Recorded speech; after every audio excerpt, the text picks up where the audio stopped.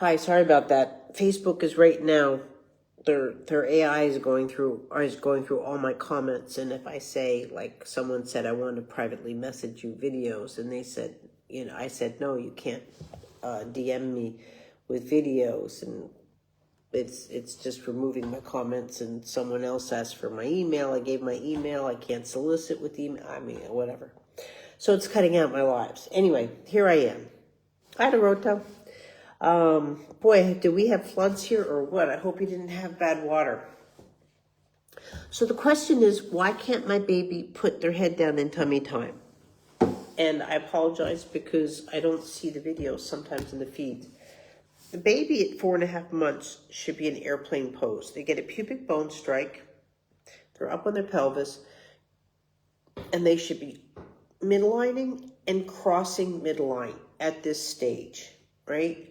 But what's happening with your child is what you're saying is a torticollis, but they're not working on it properly. The reason they're not working on it properly because they're not addressing the midline issue. So you still have midline interruption.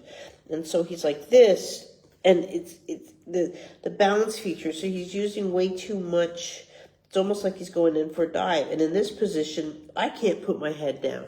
And so he's looking, pubic bone. I would really go back to the tummy time course. He should be rolling over by now and grabbing his feet. And the tummy time is just matured. And so that's what you're looking for with that. So I would really go back. But if you're going forward with that, then the grabbing your feet, but even that, you still have to get the rolling over, which I know you don't have because he doesn't have, his spine's not moving and he's not going into rolling over. And so the delays and deviations are starting to hit, and it's really important that you get aggressive now versus waiting. Thanks.